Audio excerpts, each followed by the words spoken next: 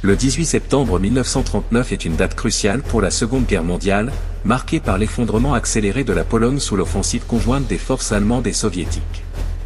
Pour la France, cette journée est dominée par un sentiment de frustration et d'impuissance face à la vitesse à laquelle la Pologne se désintègre, tandis que l'invasion soviétique de l'Est du pays complique encore davantage la situation géopolitique. Dans les cercles militaires, politiques et diplomatiques français, cette nouvelle phase du conflit impose une réévaluation des stratégies, bien que la « drôle de guerre » persiste sur le front occidental. Contexte militaire, le silence stratégique sur le front occidental. Le 18 septembre, le front occidental reste remarquablement calme, avec une absence totale d'action militaire d'envergure entre la France et l'Allemagne. La ligne Maginot, fortifiée et prête à recevoir une éventuelle offensive allemande, reste au cœur de la stratégie défensive française. Le général Maurice Gamelin, convaincu que la meilleure façon de protéger la France est d'éviter toute provocation prématurée, maintient sa posture prudente malgré les inquiétudes croissantes au sein des cercles militaires. Cependant, les nouvelles venant de l'Est soulèvent des questions quant à la stratégie à long terme. L'effondrement rapide de la Pologne, face à une offensive coordonnée entre l'Allemagne et l'Union soviétique, ébranle les espoirs de ceux qui pensaient que la Pologne pourrait tenir suffisamment longtemps pour permettre une contre-offensive franco-britannique à l'ouest. Les généraux français commencent à s'inquiéter du fait que la France, en restant passive trop longtemps, pourrait perdre l'initiative stratégique dans ce conflit. Des discussions internes émergent parmi les officiers quant à la possibilité de lancer des raids limités ou des opérations de reconnaissance plus agressives le long de la frontière allemande.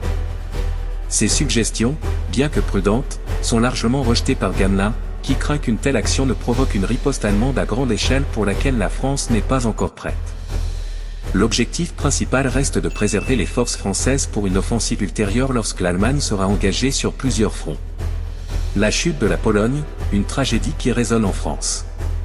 Le 18 septembre, les informations sur la situation en Pologne sont omniprésentes dans les journaux et à la radio en France.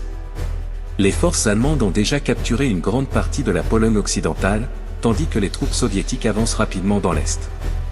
La capitulation de la Pologne semble désormais imminente, marquant la fin d'une résistance acharnée mais vaine. Le Figaro titre « La Pologne en agonie », avec un éditorial poignant qui exprime la solidarité avec le peuple polonais tout en critiquant implicitement l'inaction des Alliés.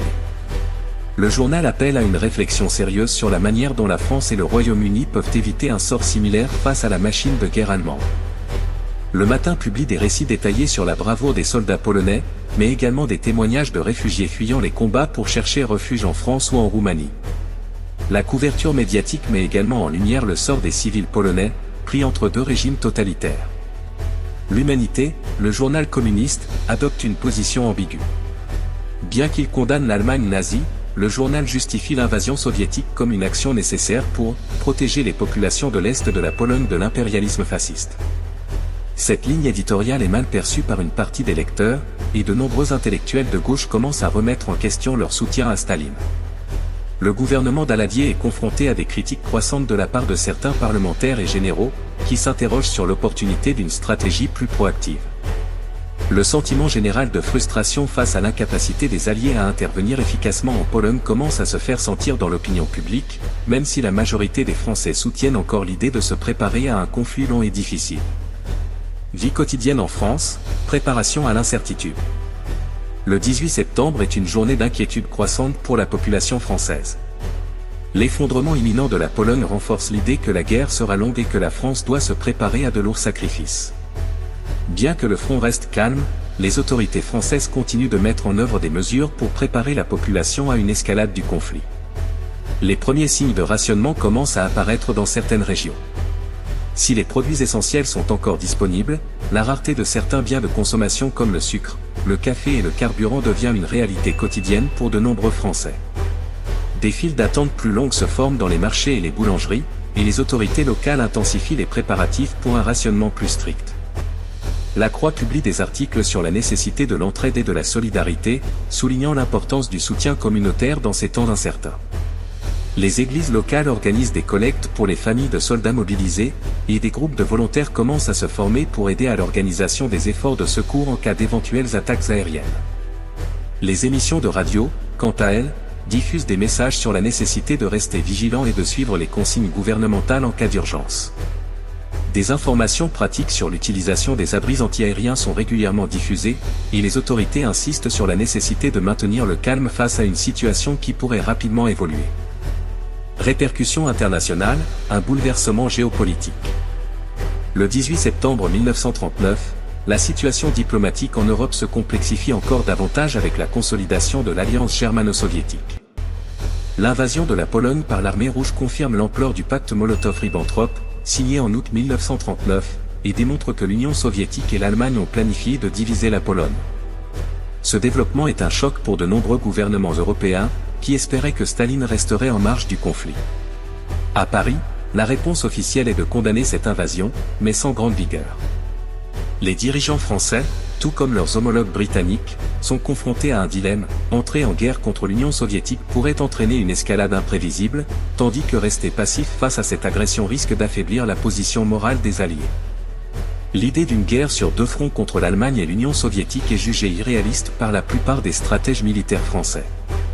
Les contacts diplomatiques entre la France et les États-Unis s'intensifient, bien que Washington maintienne officiellement sa neutralité.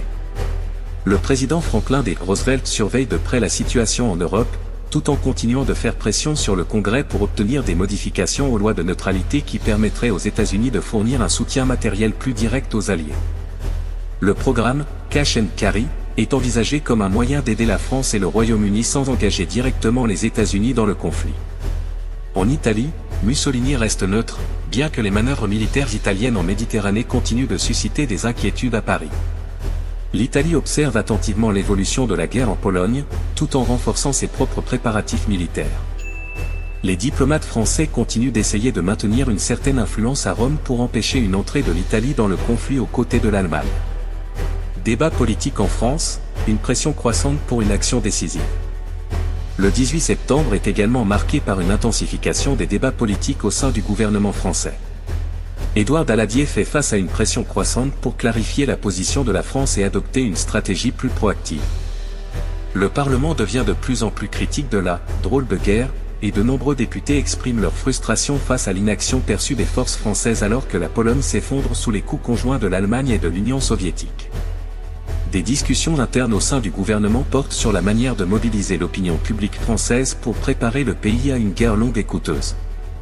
Des appels à renforcer les mesures de défense civile et à accélérer les préparatifs pour un rationnement plus large sont formulés, bien que les ressources économiques et militaires de la France soient déjà mises à rude épreuve. Daladier, cherchant à maintenir l'unité nationale, tente de naviguer entre les appels à une action plus agressive et la nécessité de préserver les forces françaises pour un futur affrontement avec l'Allemagne. Les débats sont houleux, mais il devient de plus en plus clair que la France ne pourra pas maintenir cette posture passive indéfiniment. Conclusion. Le 18 septembre 1939 est une journée décisive dans le développement de la Seconde Guerre mondiale, avec l'effondrement accéléré de la Pologne et l'invasion soviétique de l'Est du pays.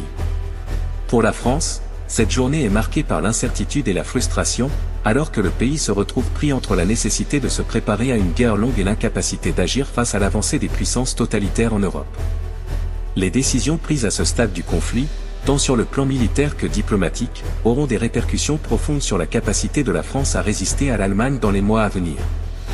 Tandis que la « drôle de guerre » persiste, les voix appelant à une révision de la stratégie française se font de plus en plus fortes, alors que le spectre d'une guerre totale en Europe devient de plus en plus tangible.